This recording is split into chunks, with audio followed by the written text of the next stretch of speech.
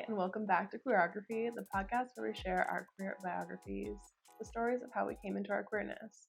I'm your host, Michaela Angemeer, poet, author, and artist. And today, we're going to be reading the Lesbian Master Doc, which I'm so excited to do.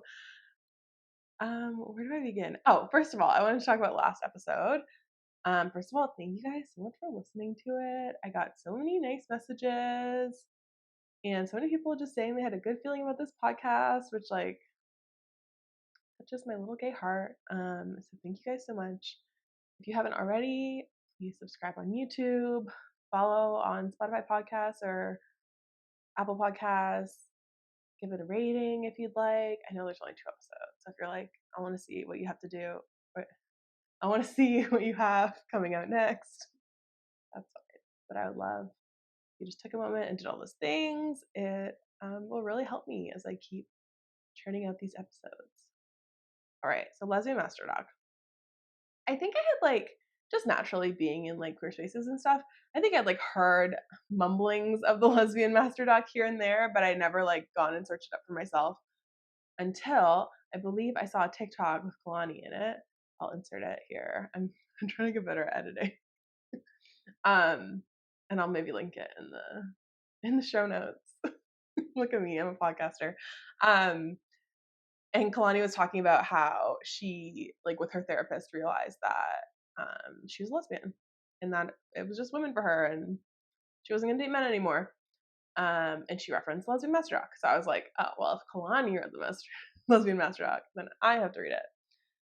So I Googled it, and honestly, I don't really know where the official Lesbian Master Doc lives. I always just find copy of Am I Lesbian Master Doc on Google. So that's what I'm gonna link for you guys. If you know where the official one lives, feel free to tell me. What else did I want to ask? Oh, and before I begin, if anyone has microphone recommendations, I'm trying this little mic for this episode, and I have a second one that if I have a guest, maybe I'll use. But I would like to get an actual handheld mic, but I'm just recording on my phone, so I'm not totally sure of the logistics of getting a handheld mic or having 2 handheld mics and plugging them into your phone. Anyway, if you have any interest in audiovisual stuff and advice for me, please DM me on Instagram at Michaela Poetry. Okay. Let's begin. The Lesbian Master Doc. So I read the Lesbian Master Doc. I think I read it with my girlfriend, actually. And I was like, oh my God. So much of this stuff resonates. I think when I read it at first, I was internally feeling like I was bisexual. And reading this made me think oh, maybe actually lesbian is a label that resonates with me. All that being said, I think I've been thinking about labels a lot recently. Obviously I'm creating a podcast about being queer and a lesbian, and it's made me think more about the labels I used to define myself, the labels we used to define others, how we define ourselves within the community. And I think as long as the label, to me, figuring the stuff about lesbianism and having that label for myself just made me feel more empowered and have a better understanding of myself. So for me, that's why these labels exist and are useful. But I don't like it when you're using labels to super tightly define someone and you're not letting them have a human experience outside of them. I identify as a non-binary lesbian, and I know there's people in the community that are well, if you're non-binary and dating a non-binary person, you can't feel it. It's you know what? We are all just a clump of cells. Are we more than a clump of cells? I don't know about biology. I should stop trying to talk about biology. I'm just some cells. I don't know. We're just out here trying to communicate to each other, what our experiences are and the way we move it within the world. And it's imperfect and it's messy, and language itself does not have the complexity and the breadth and the depth to really describe everything that we feel in these little human bodies. So today we're going to talk about being a lesbian. And I just want you to keep it in mind that it's I think of it more as an expansive way of knowing yourself versus trying to close you and put you in a little box. Anyway, after I discovered Lesbian Master Doc, I was just like, I feel like I was talking to everyone about it. I was like, oh my God, have you read the Lesbian Master Doc? Like, this is really opened my mind about a lot of things. And I think a lot of lesbians haven't even read the Lesbian Master Doc. So if you're a lesbian and you're listening to this, maybe you'll learn something new about yourself. Honestly, maybe. Yeah, maybe you will. And maybe, like, I don't even know how, I think I kind of like skimmed it in the past. Like, I haven't really gone in depth in it. So maybe we'll all learn something together. Just to give credit where credit is due, um, the Lesbian Master Doc is a 30-page document written by Angeli Luce in 2018. And it's kind of become viral and circulated a lot since then.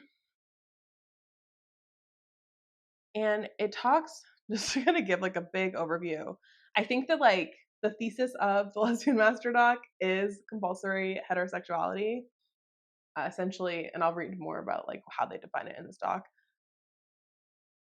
Essentially, like, and this is kind of what I talked about in the first episode too, the way that women and people born female are indoctrinated into this universe where you're taught that like you innately have desire for men and you're almost taught not to question that at all. And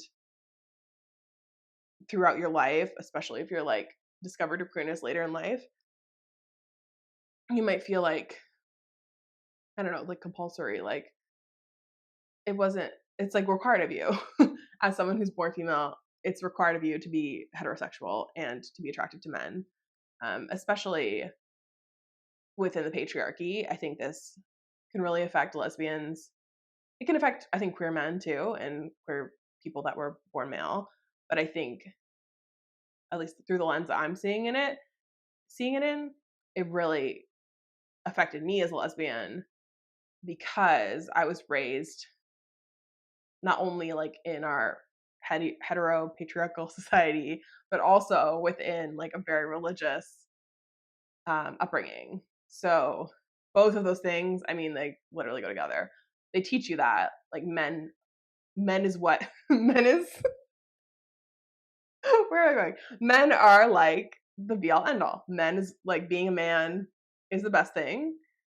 Being with a man as a woman is the second best thing that you can get to, and that men are like above all else. Serve thy husband, all that jazz. And the Lesbian Master Doc kind of breaks down the ways that, like, the really real and like very specific ways that this like compulsory heterosexuality appears in people's lives. And even if you're straight, really, how it can affect the way that you see the world. But then also, for me, as someone that was mainly identifying as bisexual, it helped me realize, like, oh, a lot of these things that I was seeing as attraction to men were comphet. And that's not to say, if you're bisexual and you're watching this, that's not to say that like you're gonna have the same experience that I did. I think you obviously know yourself and you know your attraction to men, but it's just interesting the way that this like filters out a lot of what I like was thinking was why I was bisexual, and made me come to the realization like I'm a lesbian. Anyway, let's get into it. What is compulsory heterosexuality? Compulsory is the opposite of optional. I'm not going to read everything like word for word to you, but I think I'm going to like dive in a little bit and then relate it to my own experiences. Sound good? Okay. Compulsory heterosexuality is exactly what it sounds like. Being straight is something our culture tries to force on us. It affects people of every gender, but it's been mostly studied as something that affects women. This is because compulsory heterosexuality easily ties in with misogyny that causes women's sexualities and even identities to be defined by relationships with men. Women are taught from a very early age that making men happy is our job. We're supposed to be pretty for men. We're supposed to change the way we talk so men will take us more seriously. Okay, that's funny because I've been trying to say leg less because as I watched back the first episode of Queerography, I was like, oh my god. I was like, oh my god, I say leg so much. But like women use, or people that were born female use like a lot. And as a non-binary person that was born female, I like talking to people who use like a lot in filler words, and it feels natural and wholesome to me. So though I want to feel more confident in my speaking, and that's like part of the practice of this podcast, I don't think I should have to kill all my filler words because it's how we communicate and it's beautiful. Anyway, continuing. We're supposed to want a man's love more than anything else. Our magazines are full of sex tips on how to better please men. Our movies are about how we're supposed to fall in love with men. We literally cannot exist in public without men loudly grading us on how well we're pleasing them visually. So, what happens if you want to be with women? What happens if you're not attracted to men at all? When you're trained from childhood to see romantic/sexual relationships with men and only men as major life goals, how do you separate that from what you want? Compulsory heterosexuality is the voice in my head that says, I must really be het, even when I'm in love with a woman. Compulsory heterosexuality is what forces lesbians to struggle through learning the difference between what you've been taught you want, being with men, and what you do want, being with women, which is why so many lesbians have dated men at some point. Compulsory heterosexuality is very similar to heteronormativity, the assumption that straight is the default. We're trained from birth to believe that we will find someone of the other binary gender, fall in love, have sex, etc. In a million tiny ways, we're taught that the only relationships with the other binary gender are valid. And if you're not one of the binary genders, this can be even more confusing. Preach. Compulsory heterosexuality is built into you from the moment you're born into this time and place, and it takes a long time to dismantle it. How do I know if I'm a lesbian? If you're questioning if you're a lesbian, it's way more important to ask yourself if you can be truthfully happy with a man than if you're attracted to them. I forgot about this part. Okay, I'm going to say it again because I fumbled that. If you're questioning if you're a lesbian, it's way more important to ask yourself if you can be truthfully happy with a man than if you're attracted to them. I think this is like really maybe one of the main, I just stop here. This is where I stop reading it. No, we're going to go through the whole thing. One of the main things that really like got me with this is like attraction is so like nuanced and varied. And I was even like talking about attraction in the first episode and saying like I'm often attracted to like aesthetics, and especially like with men, like I'd be like, oh, you're well put together, like you smell nice, you have a nice haircut, like you look clean, like you look objectively good. That's attraction. And I don't know, I think I could have a whole episode on what attraction actually is, but I think focusing less on like I'm bisexual because I'm attracted to men and women, and more like what is true happiness for me, I think was like a big like aha moment. Because I think I had this like made up this fantasy, maybe man person in my head that like fulfilled all these qualities and like let me still have being in a straight passing relationship.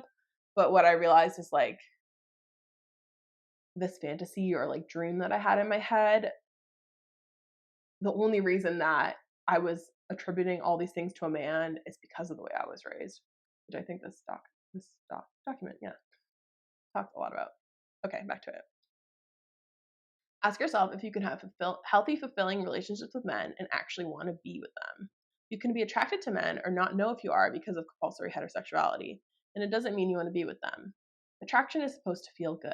If being in relationships with men isn't appealing to you, if you can't truly see yourself ending up in happy relationships with men, or if your attraction to men makes you uncomfortable, you may be a lesbian. Lesbian isn't a dirty word, and being a lesbian is beautiful. Many lesbians still struggle with compulsory heterosexuality, even when they know they don't want men.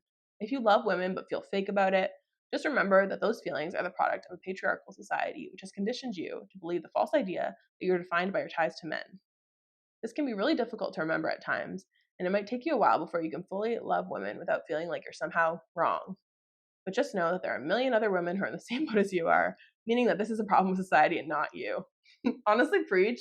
I feel like one of the reasons I wanted to make a podcast and like talk about all this stuff is like, I don't know if I thought like the longer I was in a relationship with a non-binary person who was born female, if I thought like the thoughts and feelings of like, oh, maybe I'm supposed to be with a man, or like just that weird, like the weird noisy voice in your head that like doesn't make sense. It's like seeing men on the street and being like, oh, what am I supposed to do?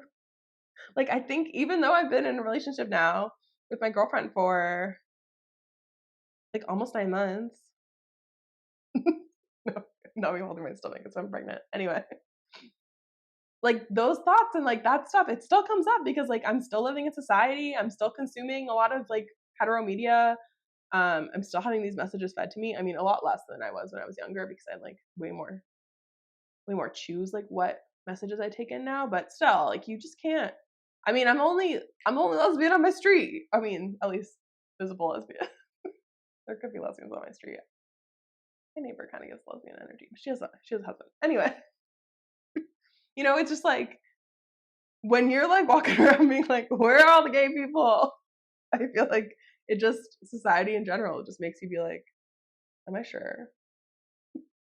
It's like I love my girlfriend, and I'm like, I'm so happy in my relationship. So even though all that is great, just because of societal conditioning, you just have these like weird little, I don't even know what to call them, like gnats in your brain, worms in your brain. Okay, this is one of my favorite ones. There's like I'm not calling anyone out in this podcast. I'm not gonna be known for drama or talking shit about people. But there's a certain influencer who I love so much, but I feel like falls really well into this. She like makes a video or like talks about something. I'm like, this girl is a lesbian. Anyway, this is one of the first sections, or the second section, I guess, of the Lesbian Master Doc, which is, but I like fictional men / male celebrities. If you know what I'm talking about, you know. You know what I'm talking about. I'm not going to say anything else. Lesbians are allowed to like male celebrities and fictional characters. It's usually a symptom. No, I'm just thinking about her and I'm like dying. Okay. It's usually a symptom of compulsory heterosexuality. Male celebrities / fictional characters are completely unobtainable crushes, and thus it allows the lesbian in question to distance themselves from men. Because it's impossible to ever be with that person, they get to avoid the romance and intimacy, which is usually something that girls can recognize that they don't want with men, but can't exactly place why or what it means. Even if the attraction to male celebrities / fictional characters is not an effect of compulsory heterosexuality, which would be really hard to figure out, it's not fair that straight women can have girl crushes and straight men can have man crushes without anyone telling them that they can't be / aren't straight anymore. So the reverse should not be applied to lesbians. I want to talk about girl crushes. I think that's another episode. I think it depends what level sexuality is a spectrum. But if you have girl crushes where, like, if they're celebrities, I think it's like a little different. But if you have girl crushes in like real life, like you're like really excited to see your barista, or like you have a friend, like, or an acquaintance, or like a friend of a friend that like you get really excited to hug her. Like, that's not a girl crush. That's gayness. That is queerness inside of you. Do with that what you will. Okay, the next part. But I think I've liked men before. You can identify as a lesbian if you liked men in the past, but no longer are attracted to men or want to pursue relationships with them. Lots of lesbians have dated or had genuine relationships with men before realizing they were lesbians, and that doesn't make them any less of a lesbian. If you don't care about men or would no longer like to be with them, you can be a lesbian now. It's a now identity. It matters how you feel now. You're not interested in men, so you can ID as a lesbian regardless of how you felt in the past. If you ID as a lesbian now and then meet a man and fall for him, it would be wrong to call yourself a lesbian. But having a relationship with a man in the past doesn't mean you can't be a lesbian now. I feel like this is like a big part of this document too, where like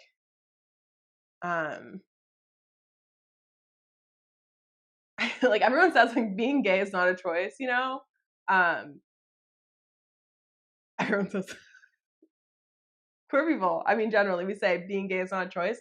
But I think of like my life, I don't know. Like I really believe in free will. I believe that like deep inside me, I am queer. And I believe that I was choosing to be straight because I didn't know that I had another choice.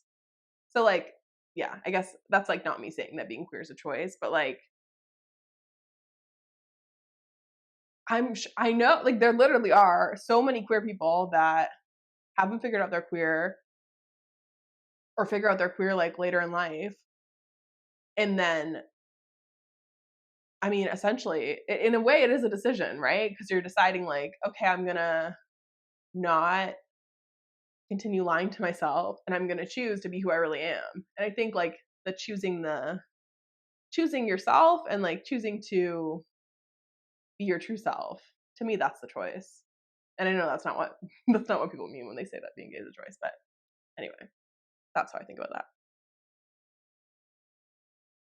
Many lesbians have previously liked men at some point in their lives before realizing they are lesbians. Now, a common misconception is also that everyone is born knowing they are gay, and that's not necessarily true. It can be because of both nature and nurture.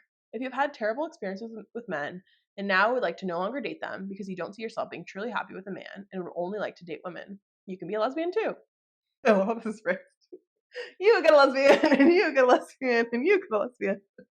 It's okay to try on the lesbian identity and see how it fits you, because many lesbians were unsure of how they felt about men until they identified as lesbians.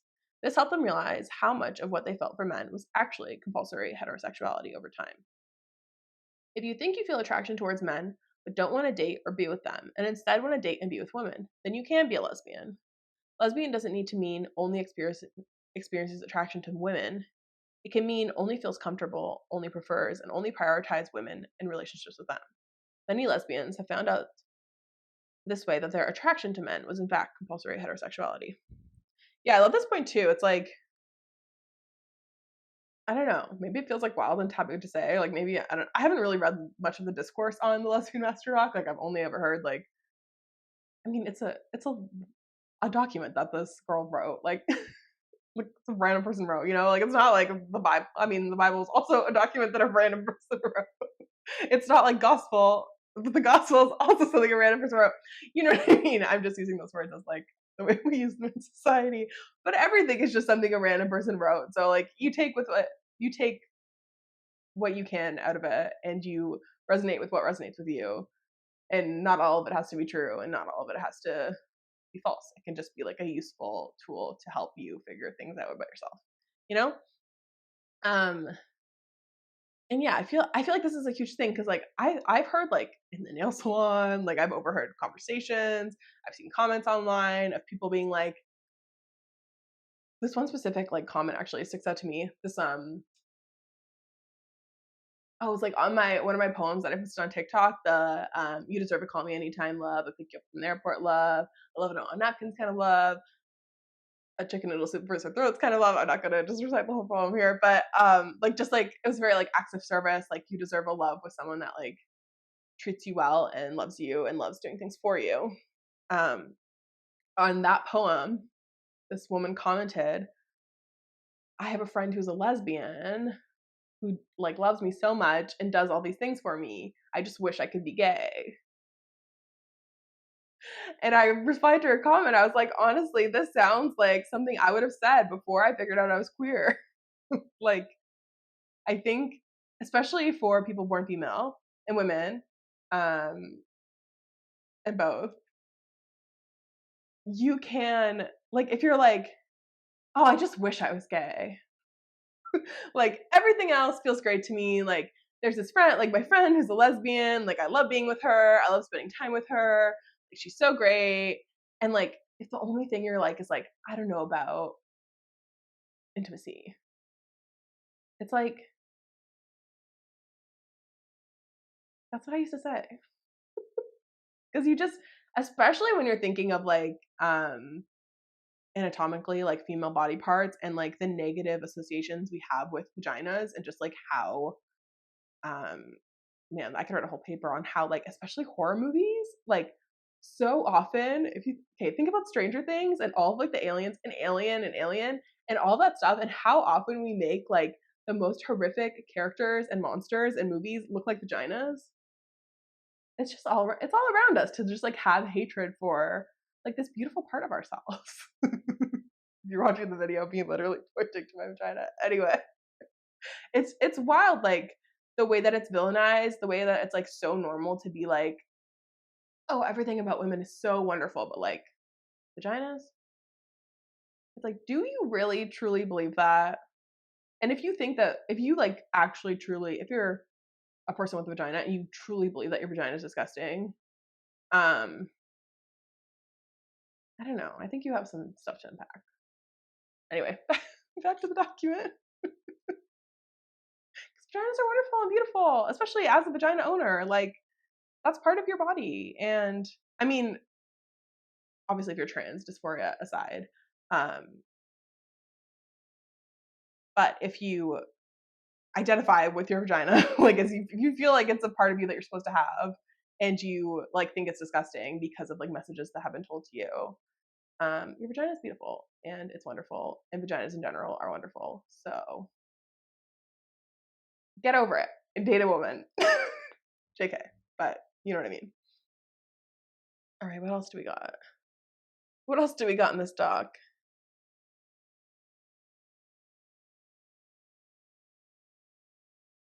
Attraction. Attraction is super complicated. It's possible to recognize a man is attractive and not be attracted to him. That I like. I don't think I'll ever figure that out for my whole life. Like, I just don't know. I don't know the difference. It's hard to figure out. I don't think as humans we're really meant to think about it that much. Anyway, attraction is often coerced by societal conditioning, and some lesbians have hypothetical attraction to men due to compulsory heterosexuality. But we don't want to actually date or have sex with a man ever. Allowing people to identify based on where they are willing to put their romantic and sexual energy is more powerful and gives people agency. And like, I know lesbians that have had sex with men. Like, I don't think you need to. Yeah, like, I think being a gold star lesbian is a myth and gross, and we shouldn't say things like that.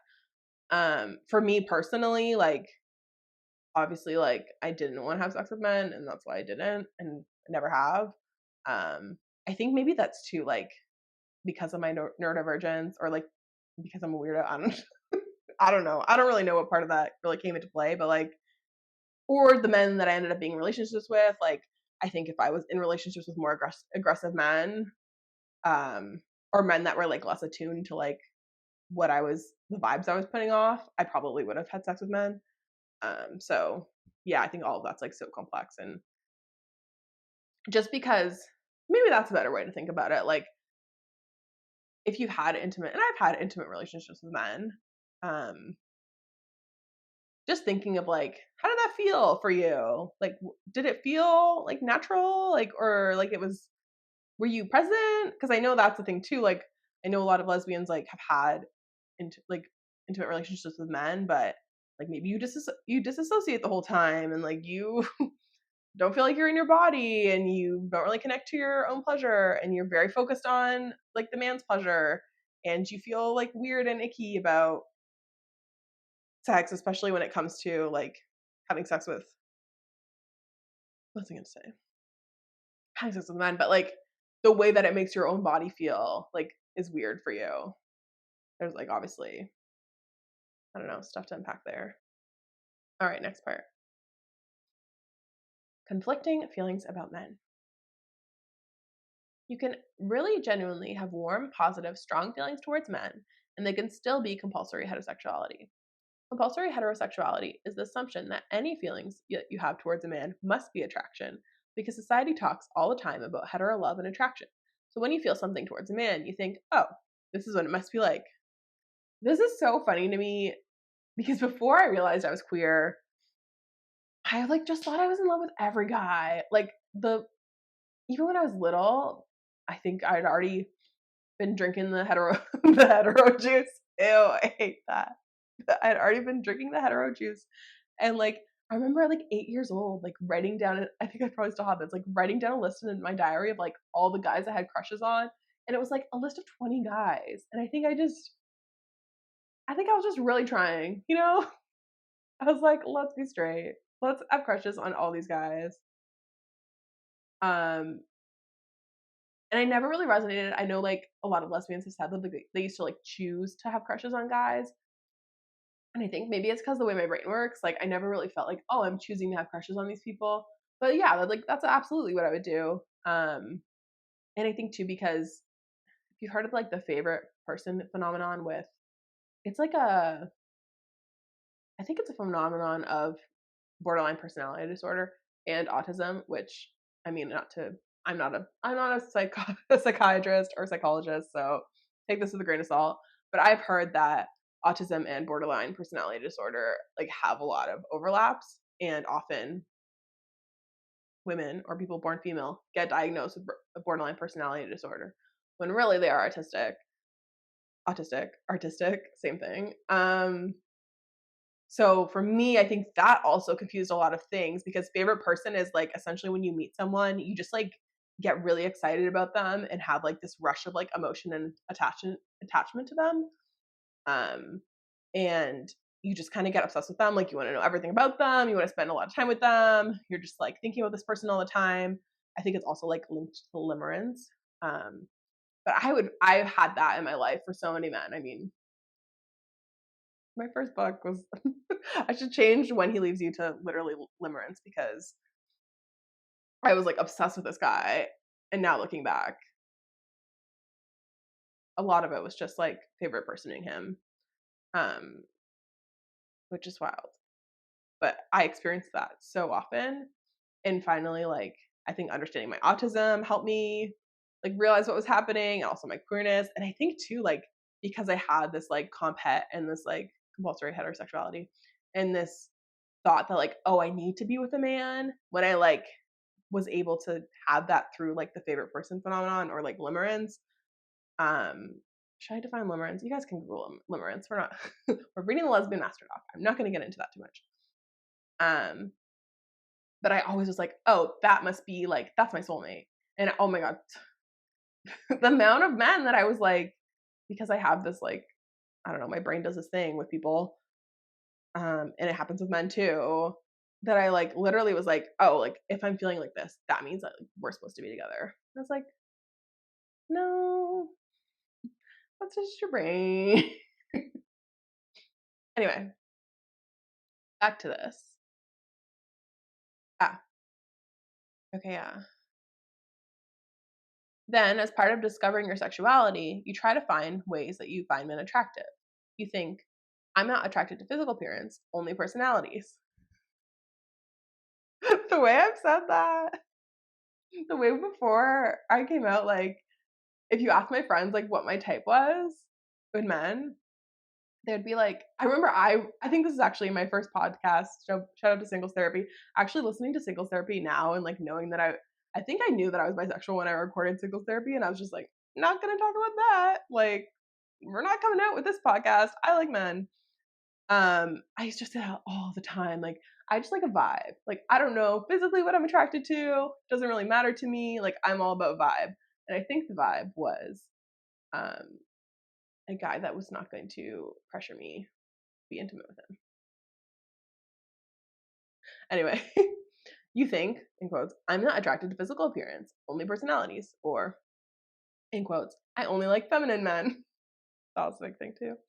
Or you find ways to make yourself aroused by men by imagining them in all kinds of unusual scenarios until you hit one that appeals to you. Oh, that was a big one for me too. I like was very into the what's it? This might sound actually a little deranged. What's the dynamic called? Oh, like power dynamics. Like if someone was like my boss, or had like or was way older than me, or had like an even power to me, like I thought that that was what I was into with men. But like I was just trying really hard to be straight, I guess, because obviously that wasn't it. But yeah, I was like, oh, like I only like CEOs, or like that's like my type is like men who are like in power, or like no, that's fake. That is fake. Maybe not for you. For me, it was. And when you can't follow through with this attraction in real life scenarios, when you have a chance to have romantic/sexual relationship with a man, you assume that it's some broken part of you that's stopping you, or some quirk of your personality, or a circumstance of your life. In quotes, I have high standards, or in quotes, I only like older men, or in quotes, I have some incredibly obscure made up sexuality where I only like men until they like me back. And you explain away why you're unable to find an attainable man in real life who you're attracted to. Oh my god, this is huge for me too. The unrequited love thing. Like, I'm only attracted to guys in relationships. Is that true? You like guys in relationships because they're not going to try to.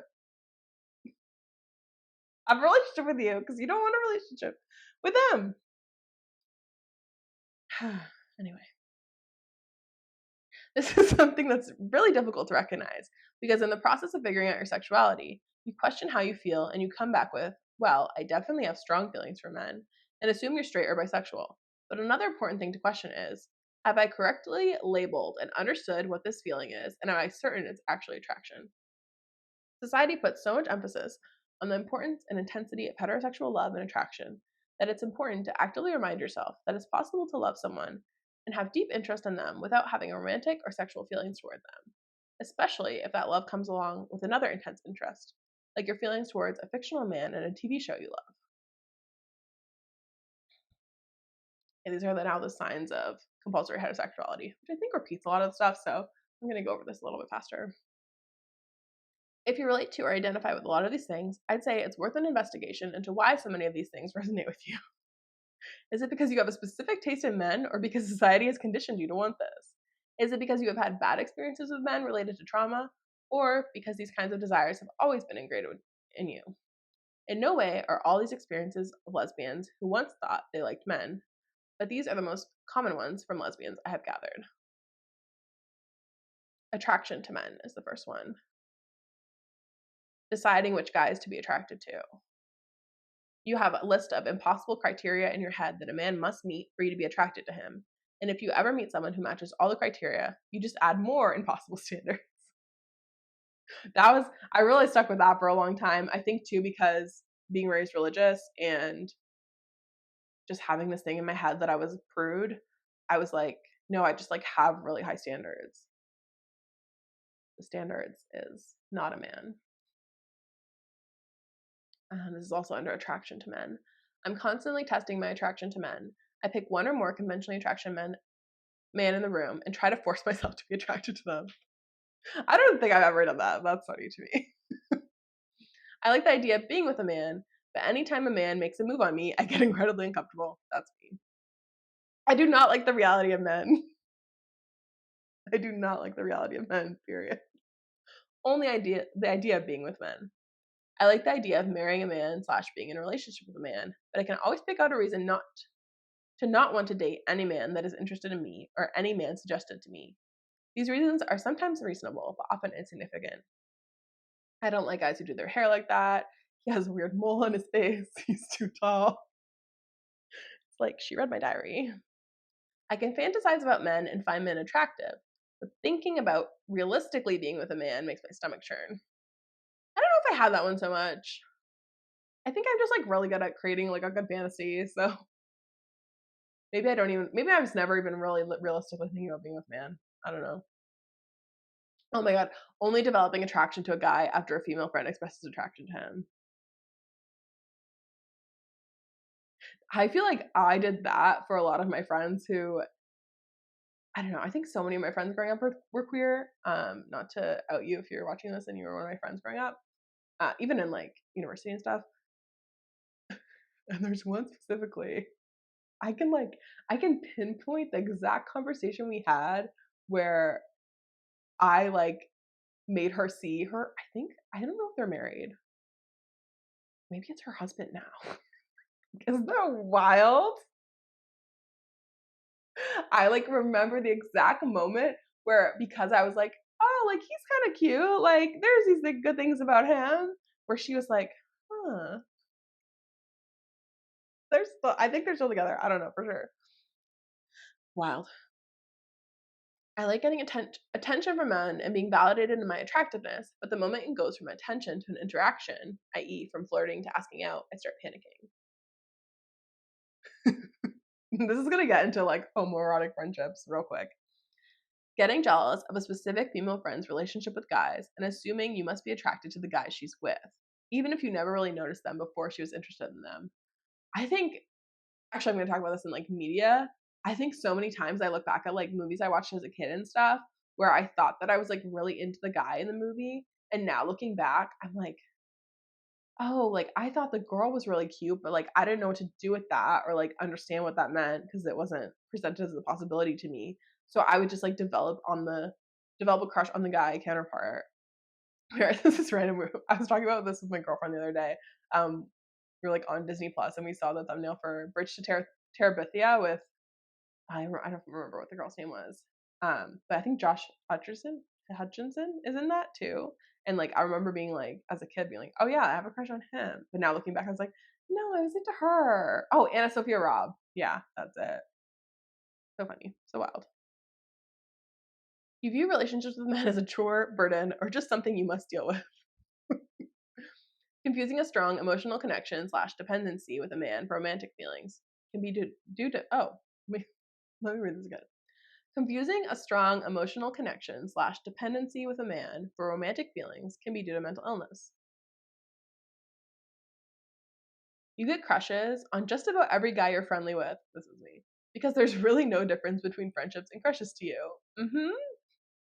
I wrote a poem about that actually.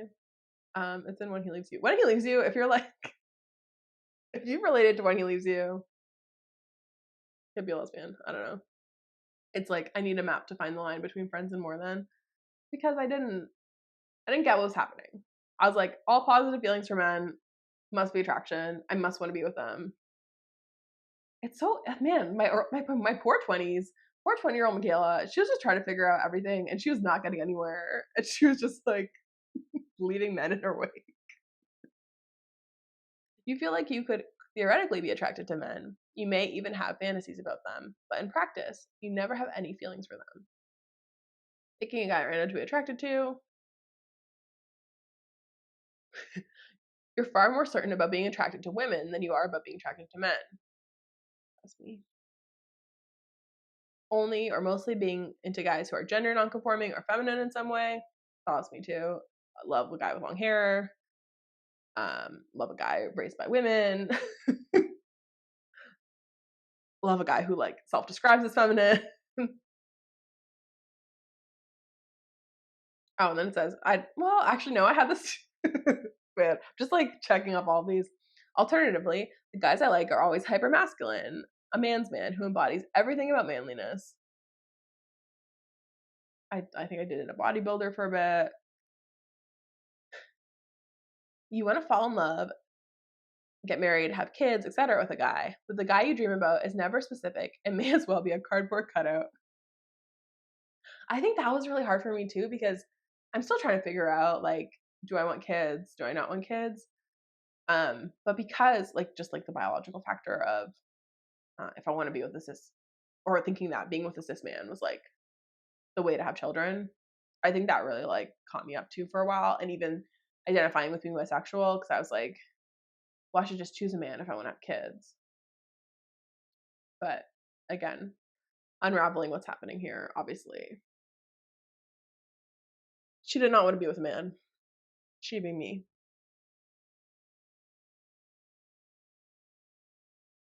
Only/mostly being attracted to unattainable, disinterested, or fictional guys, or guys you never or rarely interact with, such as teachers, married or older men, and men that live far away. This is me.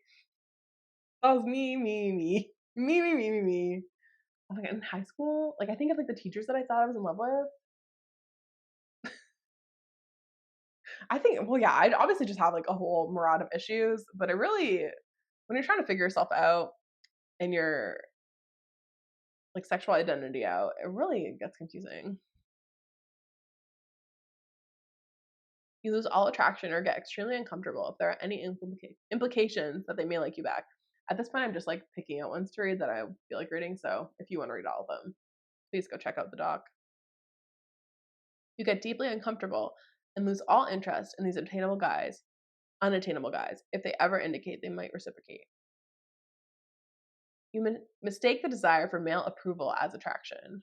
You don't necessarily want a relationship with men, but you want men to want a relationship with you. This was huge for me. I think being someone that like I was like very seeking external approval in my 20s, like very had like a shaky sense of self, probably because of my upbringing. Yeah, it was like male approval was very, very, very, very, very important to me. Reading your anxiety / discomfort / nervousness / combativeness around men as attraction to them. of using your anxiety around men for butterflies or being flustered.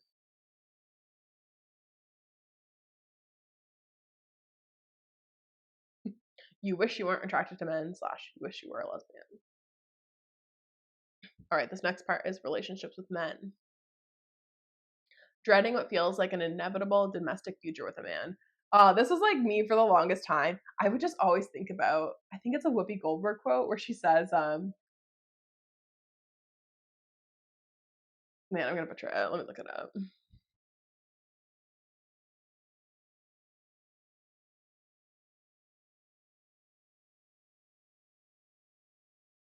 Oh, she's okay. I always thought she said, I don't want a man in my house, but she says, I don't want somebody in my house.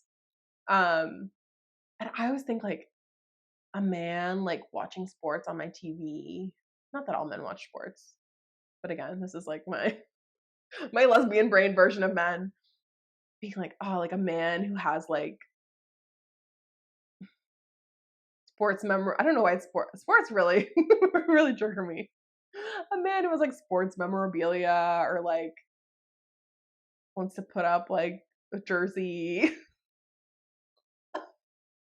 Sorry. That was like such a thing. Or like I man, me with everything. I wrote a poem about this.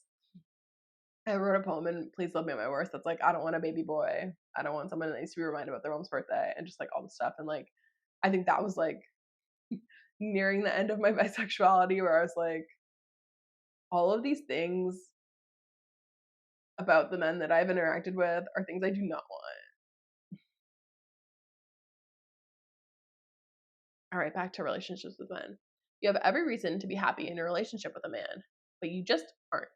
/ everything is going really well, but something is missing and you can't figure out what. These are funny. Being repulsed by the dynamics, being repulsed by the dynamics of most / all real life male female relationships you've seen, and or regularly feeling like maybe it works for them, but I never want my relationship to be like that.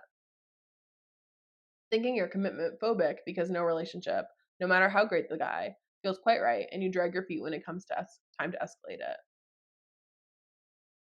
Going along with the escalation because it seems like the appropriate time, or because the guy wants it so bad, even if you personally aren't quite ready to say I love you, or have labels, or move in together, etc.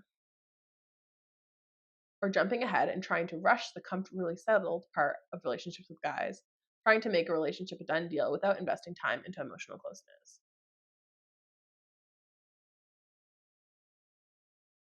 Getting a boyfriend mostly so other people know you have a boyfriend and not really being interested in him romantically / sexually. Wishing your boyfriend was more like your female friend. Okay, I remember like even I feel like this is the I remember episode. I think even like in high school probably having conversations with my female friends, being like, we would be such good boyfriends.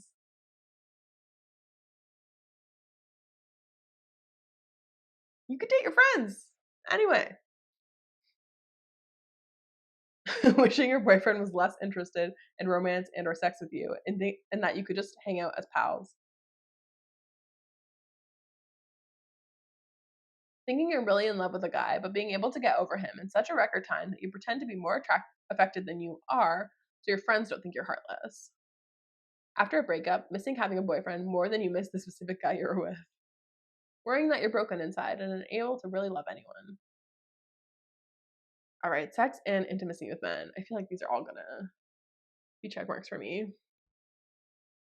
Having sex not out of desire for the physical pleasure or emotional closeness, but because you feel like you're wanted, or because you like feeling wanted. Or preferring to be a tease to feel wanted, but feeling like following through is a chore. Having to be drunk or high to have sex with men. The idea of kissing, cuddling, dating, and or having sex with men is really scary / anxiety inducing, and the idea of doing any of those things with women isn't, or is noticeably less scary. Your fantasies about men still somehow turn out to be a little gay.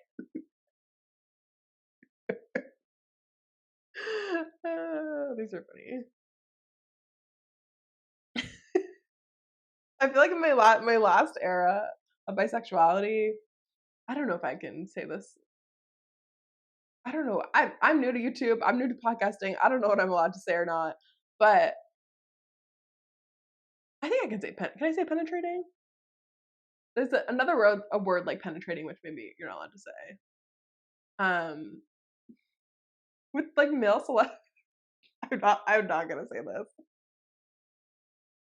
Specific male celebrities, I feel like I just wanna him. Anyway, it's a three-letter word. You know what I mean. Thinking because you don't like or pursue sex with men, you must be asexual, or and vice versa, romance with men. Some of these are written weird. Maybe it's my brain. I've been reading too much. Your fantasies about men give you intense distress or anxiety. They could be intrusive thoughts, forms of self-harm, or otherwise. Oh, I don't resonate with that one. No, that's really sad though.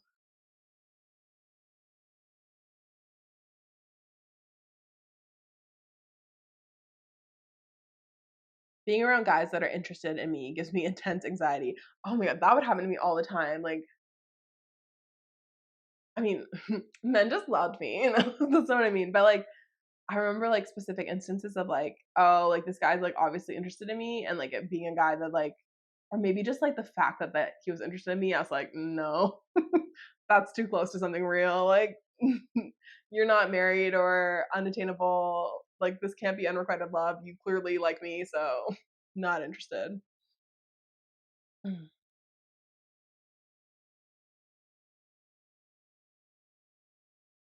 All right, I'm gonna skip to this next part, which is early interest in women. Not recognizing past slash current crushes on women until you've come to grips with your attraction to women. Being unusually competitive, shy, or eager to impress specific women when you're not that way with anyone else. Wanting to kiss your female best friend. Wanting to kiss your female best friend on the mouth for literally any reason. The practice for boys included. Getting butterflies or feeling like you can't get close enough when cuddling a close female friend. Having had strong and abiding feelings of admiration for a specific female teacher, actor, etc. growing up that were deep and reverent. Having had an unusually close friendship with a female friend growing up that was different and special in a way you couldn't articulate.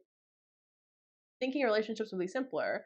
If only I were attracted to women, my best friend would be perfect for me if she or I weren't a girl. When a female friend is treated badly by a man, having your protective thoughts turn in the direction of, if I was a man, slash, if I was him, slash, a man, I'd never do that to her. Being utterly fascinated by any lesbians you know or see in the media and thinking they're all ultra cool people. That was such a big one for me. I was just like, lesbians are cool. Like, lesbians are objectively cooler than everyone else. I mean, lesbians are. I think you could still be straight and think the lesbians are cool. But like, I was always just like, if I had to pick anyone to be hanging out with, it would be a lesbian. Come on. Having your favorite character in every show be that one gay-coded or butch-looking woman, like Shigo from Compulsible or Starbuck from Battlestar Galactica. Feeling weirdly guilty and uncomfortable in locker rooms, etc., when your female friends are less clothed than they normally would be around men, and being more careful not to look than they are. What is that? Feeling weirdly guilty and uncomfortable in locker rooms, etc., when your female friends are less clothed than they normally would be around men, and being more careful not to look than they are. Oh, it's like essentially, I feel like this is like maybe like part of the female gaze too. Like, oh my god, I remember changing in in gym class and like I remember like girls because I was a little chubby, so like people would always come like make fun of my tummy and whatever. Um, and me being like, why is everyone looking at me? Like, we're not supposed to look at each other. Like, I was not looking at anyone. Like, I was like blinders on. That's the same as like when I think I went skinny dipping with my friends. I was like, I'm not looking. I'm not looking. All right, the next one is the straight version of you. Thinking that all straight girls feel at least some attraction to women.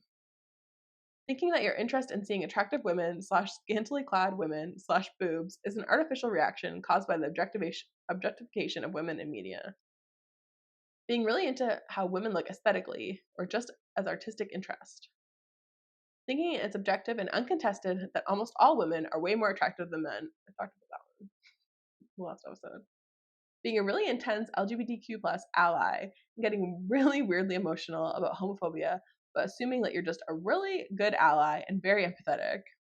Having like half your friend group from school turn out to be LGBTQ plus. Getting emotional or having a strong reaction you don't understand to women loving women love stories, etc. Having had people think you were gay, but you had no suspicion you were gay.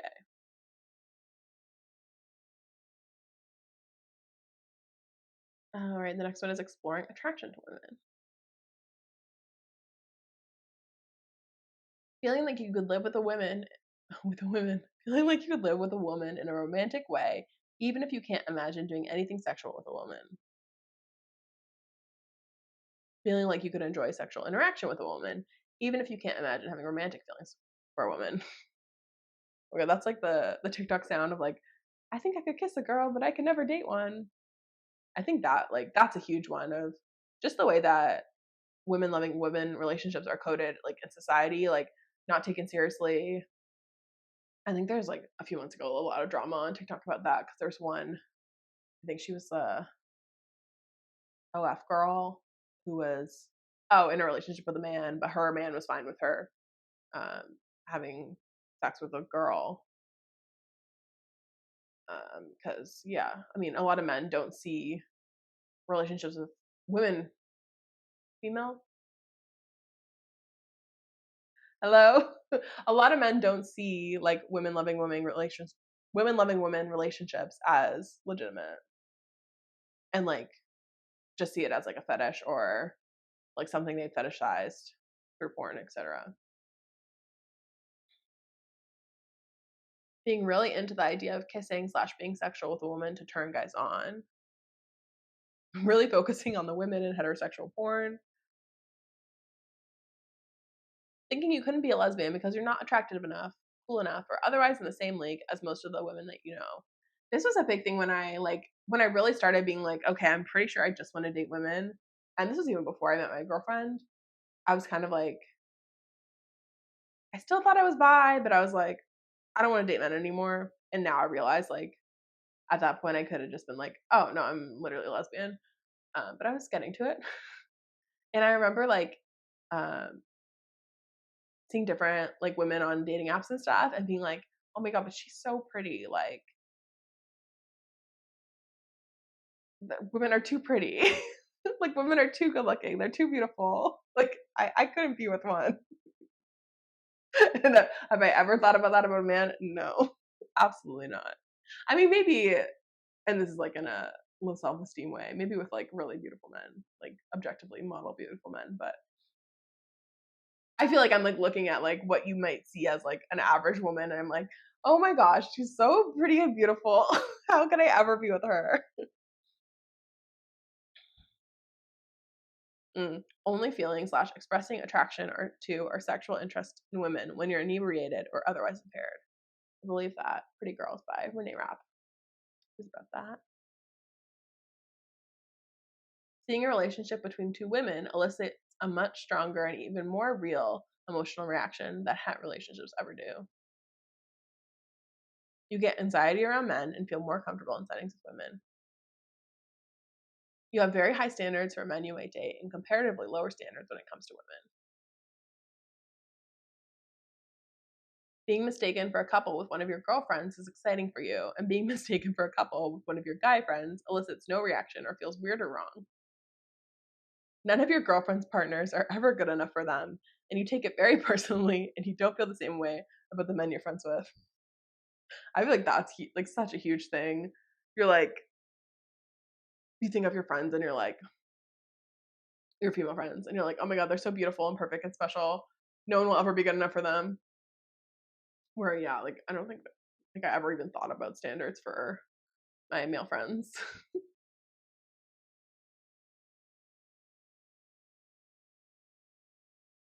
All right, let's go to the next part.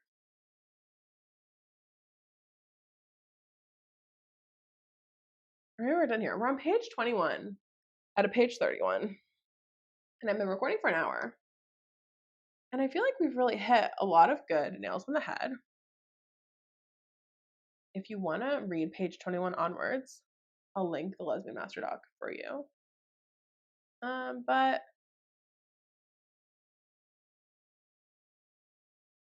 I think we did some good coverage. And I think this the rest of it reiterates a lot of stuff. Okay, let's read the conclusion. That's it. That feels good to me. Conclusion. I love that there's a conclusion. I love whoever wrote this. Thank you so much, Angeli. Women can have conflicting feelings for men in a multitude of ways due to misogyny and the patriarchy that oppress us. You may be reading this and start to question yourself after relating to most of these, and that's okay. If you are unsure or questioning, feel free to try on the lesbian label as well. If you come to the conclusion that you're not a lesbian eventually, that's okay too. These are the most common signs of compulsory heterosexuality. Plenty of lesbians still struggle with compulsory heterosexuality. There are other ways compulsory heterosexuality may manifest itself as well.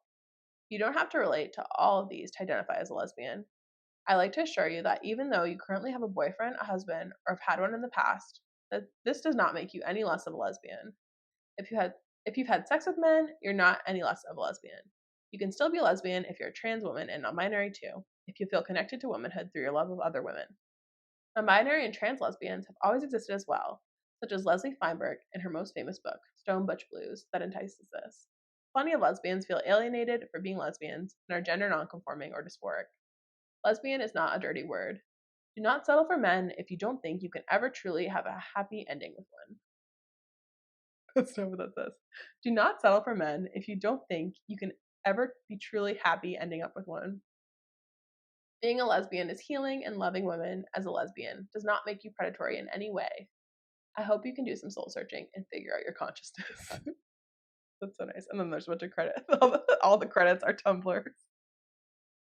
That's amazing. All right, guys. I think we covered. Yeah, there is some actually. If you're non-binary and mainly date men, I guess. If you're not binary, we're born female and mainly date men, there's some interesting stuff in gender here too. Honestly, maybe we do a part 2. Let me know. This will come out probably, what's Thanksgiving? Yeah, this will come out on the 9th. So if you're listening to this and you want me to do a Lesbian Master Doc part 2 with some of the stuff on gender, then let me know if that's interesting to you. And